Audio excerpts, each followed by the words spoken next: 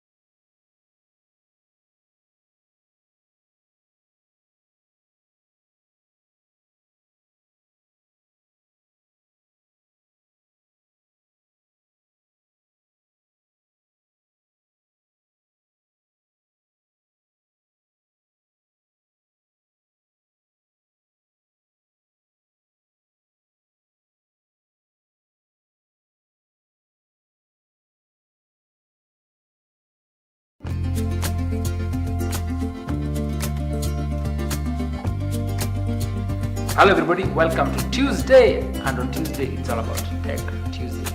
And like I told you, my name is Patrick Pato, and today I'm going to be talking about photography lighting. Basically just everything that you need to know, or basically the journey of lighting, especially the strobe lighting in Kenya. So see you after this. So when you talk about photography, you need to talk about lighting. Like photography and lighting basically go hand in hand in the same sentence. Like you cannot talk about photography without lighting, be it natural, be it artificial. So today I want us to talk about lighting that is artificial and mostly used indoors. And like you can see here, what I have are different kind of lightings, and I'd like us to, basically I'd like to take you through the journey of how I have experienced photography in Kenya. When I was starting out, there was this awesome light called Simplex Boss. That light had a pop sound. If you're taking the photo of a kid, if you're taking a photo of a kid using that light, the thing that you needed to be sure of is that your first click needed to count, because the pop sound that was coming from it, especially if you got the Simplex 600, actually not the 300, the 600, it had a pop sound, boss. That thing, the first time I heard it, I was like, boss, are you sure? Are you sure even if Lotto and Askianga Salon pigo picture? Because it was really, really loud.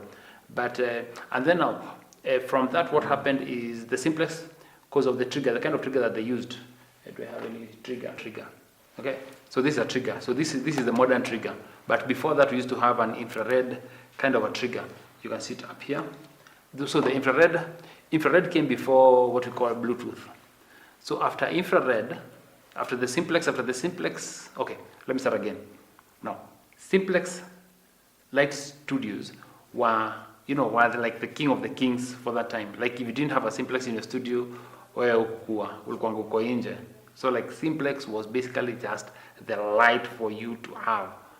And then over time, then now we came to an era where we had this interesting brand coming in, and that was this one, Chrome. So Chrome is still, I would still consider it among the biggest brands that we have, but not as popularly used as it is, because there's another Chinese company, Godox. Godox was made in it actually came about in 1993. It's in China, I think, Shenzhen. I need to go. So Godox, if you're watching, I need to visit your place. At least I need to have a little bit of review for your products.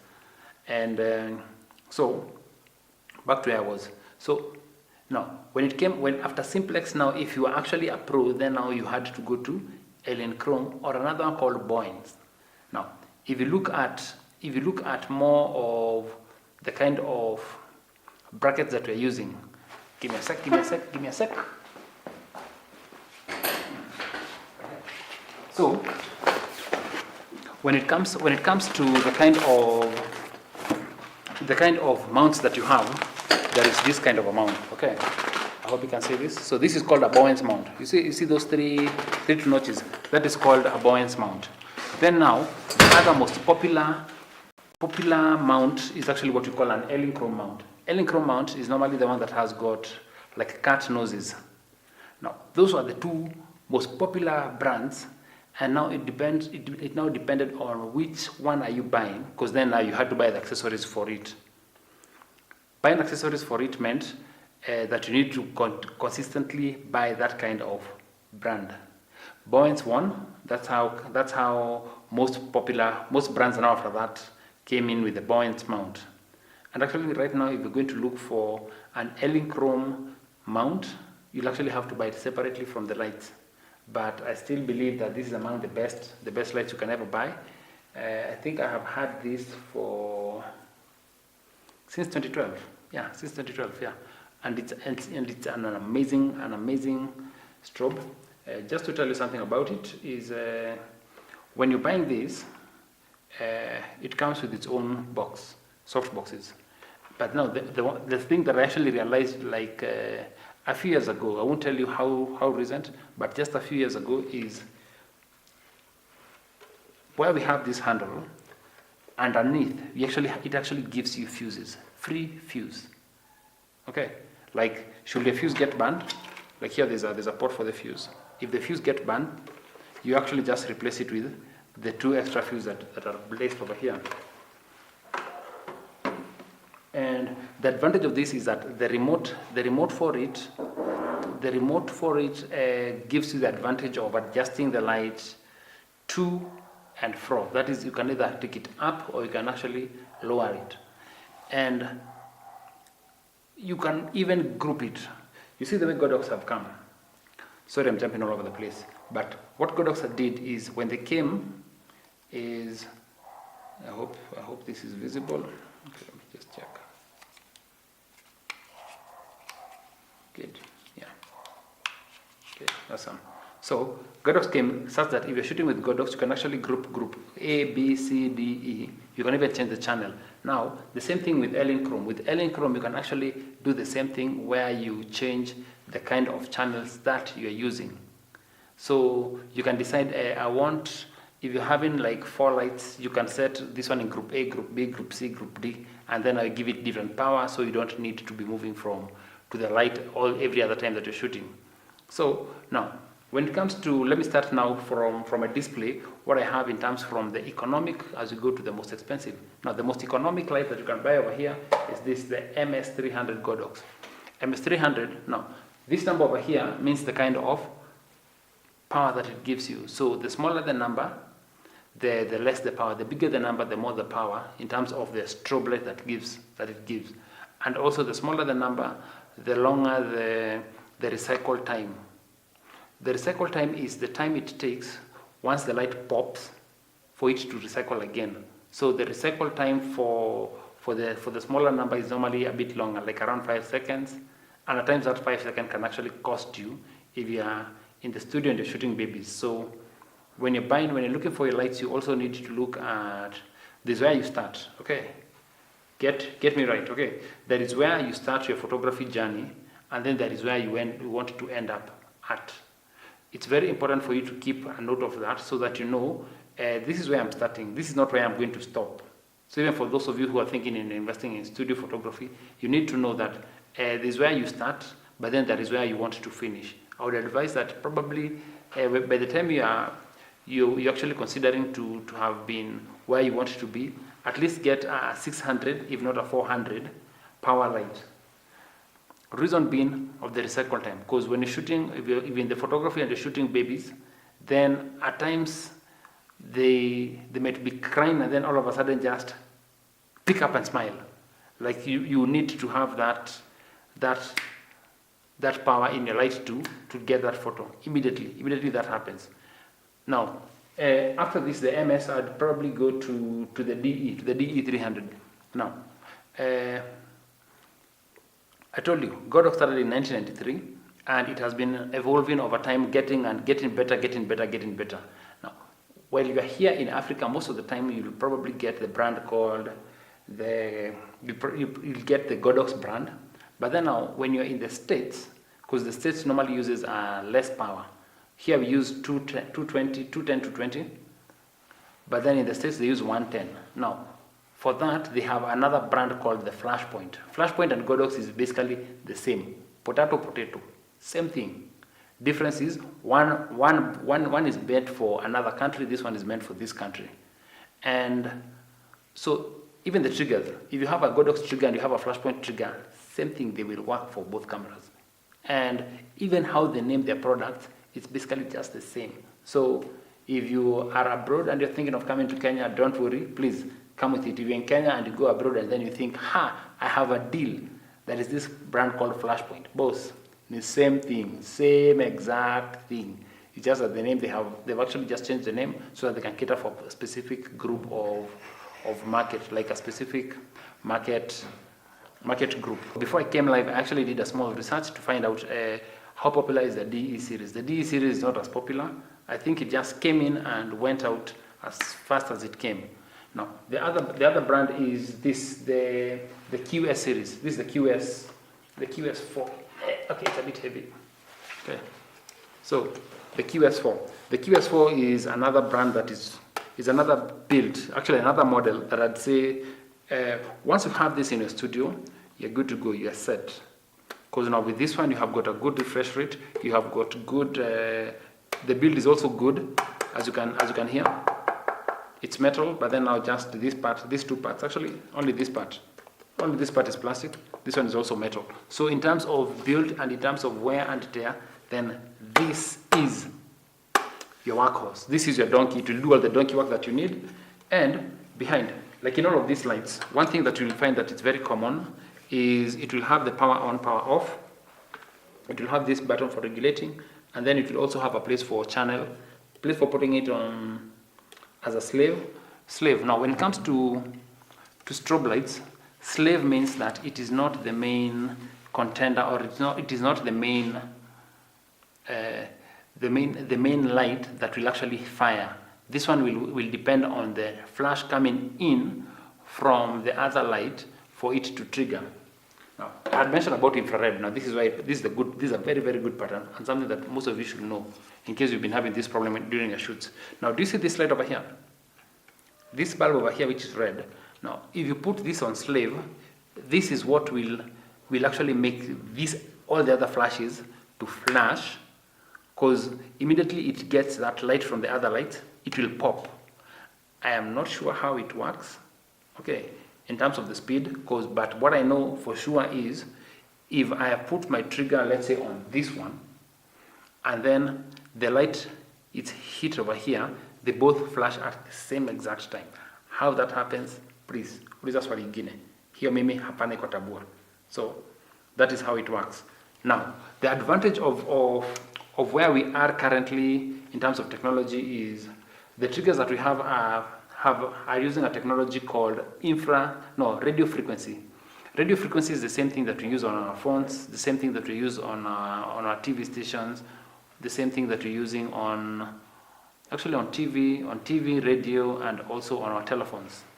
Now, what happens is that this needs to sync with this. Now, most Godox, what they have done is in order to make more sale, okay, which I consider to be a very smart move, is you just need to buy this. This is called a transmitter, and they have what you call an inbuilt transmitter. At times, once in a while, you might end up using an external receiver. Okay, that is if let's say, because these things are not cheap. These things are not that cheap. By cheap, I mean this thing will probably offset you like 6,000 or 8,000. But then now it will only limit you to be shooting on Godox. But if you buy this is around like 4.5. 4.5 comes with a receiver and transmitter. Now with this, you can convert any studio light for you to use. It doesn't matter the brand. You just need to plug this in. As you can see, it has a power point. And now this power will basically just connect to the power, and then it will come to this port here called the sync port. That will actually help you to convert any studio light for you to use while you're shooting.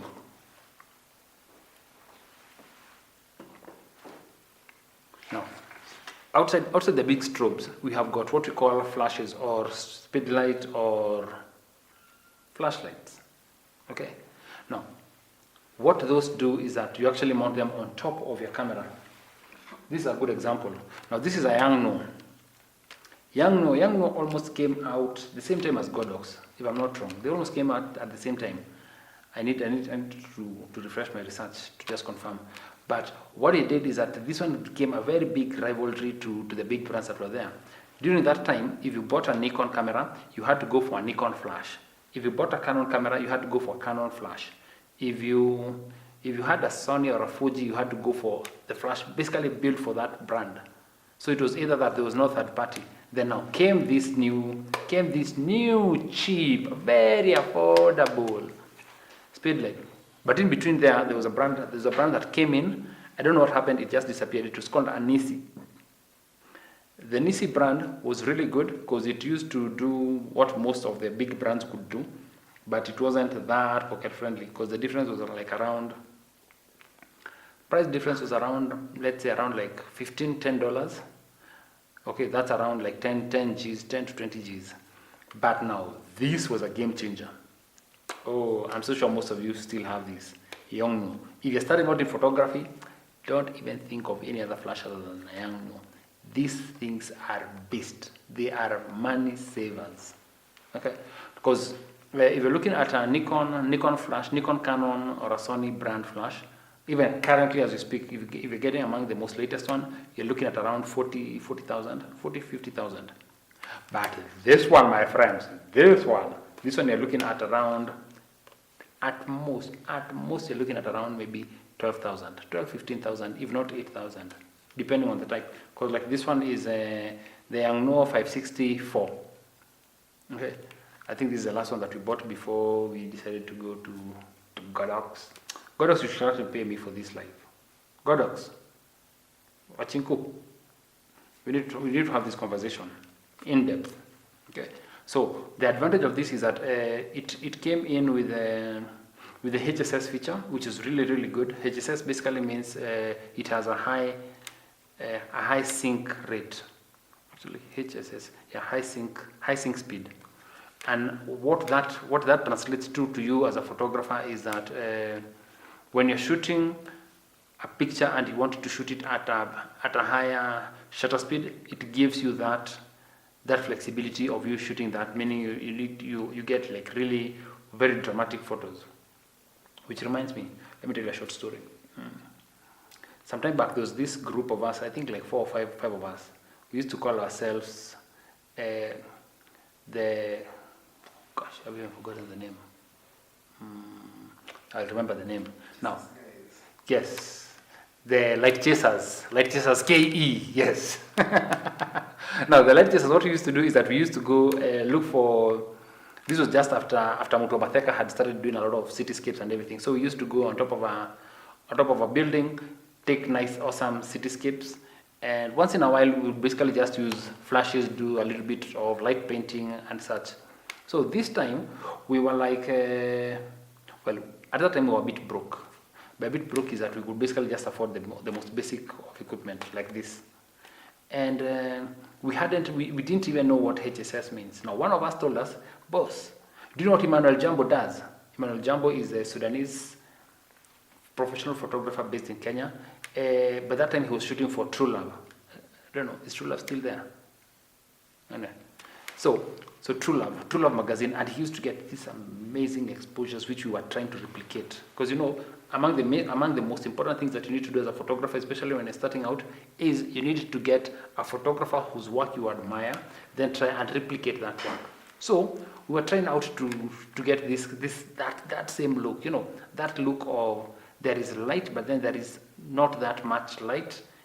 It looks natural, but it's not natural. We all know it's not natural. So this time we got the Godox 600. One of us had the Godox 600. We decided, twende hadi Naivasha. Sisi kwa gari. Hadi Naivasha. We set up our lights. We tried. Nobody knew actually. You know the way you get a manual and then you just read through. You actually look at the box. You don't even read the manual. So one of us was, what is this HSS? Research kidogo. We found what it meant and how to use it. We shot our photos. We were like, boss, all this time, all this while, this is what this guy has been using. HSS to make his photo look amazing. And what brand was he using of lights? Chrome. Boss. And at that same time, for you to be considered a professional photographer in the US, you had to use a brand called, I think it was Profoto. Yeah, Profoto. Is it Profoto? Yeah, Profoto. For you to actually shoot any commercial in the United States, if you didn't have Profoto lights, wewe haukuwa kazi. And in that time, Kenya tulikuwa naka kaujinga na maringo ya kusema, if you're not shooting with the link room, you are not considered a professional. Because just to run you through the figures, this with the simplex you're looking at around 28,000 thereabout. That time it was simplex, or you go to a link room. Simplex you're looking at around 30,000. A lot of money, a lot of big money. By then the dollar was at, I think, at around 50 something. So just so that you have a picture of what I'm talking about. And a link room you're looking at around 80,000 to 100,000. So that was a big money. 100K just for studio lights. Boss, big money. But anyway, let me not digress too much. So the Yangno, it actually serves you as a beginner, as an entry-level photographer. It will serve you, sort you out for all your basic needs. Then now comes its competitor. This is among the first flashes that it actually came out with. the Godox. So what this one did is exactly what the Yongnuo did, only that this one, they actually started, you see the way Toyota does. Toyota releases like it's Kadudu, it's Vitz. Before your mold ya Kadudu ishe, before mold ya Vitz ibomolewe, they decide, we still need to produce like 2 other type of vehicles on the same thing. Same exact everything, the only difference is we'll call it a different name. So what do? Alto, if you have a Vitz, just know you and Mtua Belta, tofauti ni, one has a boot, one doesn't have a boot. But everything else to the exact spec is the same. So that's what these guys did. They're releasing these lights like Njugu. And also the triggers. Yeah. So now I'm being reminded that now this one, what they did is that now to actually compete with this, because I know the first time they came, they didn't have the inbuilt receiver. This one had the inbuilt receiver, so you didn't have to buy anything else. You just needed to buy this, and then you spend on this. Once you have this, boss, your game. You go to an event, boss. You look like you own the space. You look like the person to know. Everybody should know. And speaking of that, big shout out to one Alan Gishigi. Alan Gishigi is the first person that I ever saw shoot flash off camera flash. I was shooting at a wedding. Actually, I was attending a wedding of a pal. Now, so big shout out to Alan Gishigi. Alan, wherever you are, boss, I still need that ride on a bike. Yeah? I need that bike, the African Twin. Anyway, digressing again. So the Godox, now what Godox have done is that Godox over time have actually came up with different grids. Now they have got one of my personal favorite flashes that they have, which I use to shoot, which I actually use to date for off camera, is the AD200. Now for the AD200, they came with the AD600. The AD600 came in 2 series. There was one which gave you the option of actually attaching another small flash inside the big flash to shoot. And after that, now what they decided is that they listened to the market and they realized that after the AD200, after the AD600, then they did the AD200. Do they have an AD300? I doubt whether they have an AD300. But then after that, they did what I would consider a silly move. Okay, a silly move, because then now they decided, now instead of giving us more power to the flashes, they started reducing us in terms of the power. So instead, after the AD200, they did the AD100. I was like, boss, what is? But anyway, they understand the market better, and they did 100. Actually, I've never seen it other than on pictures. I haven't used it. So if you have an AD100, kindly let me borrow it for a week. Let me test it. Let me have a feel of it. Let me see how it works. So Cameras Africa, View Time, Pink Apple, Snapshot. Please, if you have the AD100, kindly let me have it. Let me use it for like a week. Let me give a review of how it performs. And anyway, so back to the story. So if you're looking at shooting off camera, among the things that you need to look out for is, one, the flash that you have needs to have a very good recycle time. I already told you what the recycle time is, so just rewind this video, you'll hear what the recycle time is. So just make sure that at least you have one that has got at least of around a second, if not 2 seconds, which is really good. And also make sure that it has HSS. Currently, I don't think they are releasing any flash that doesn't have HSS, meaning you can actually shoot at a big shutter speed, or at a higher shutter speed for that matter. And yeah, so that's about it. Now I think the next week I shall be shooting with most of these lights to just show you the difference in terms of what they do and how they do and what kind of light they give you. Now the other thing to note before we finish up is, when it comes to deciding on the type of light that you're buying and why this light is actually the most expensive of them all, is what we call the color temperature. Now this light has got an inbuilt fan, meaning after it gets really hot, the fan kicks in and it starts cooling its internals. That is the intestines and everything else.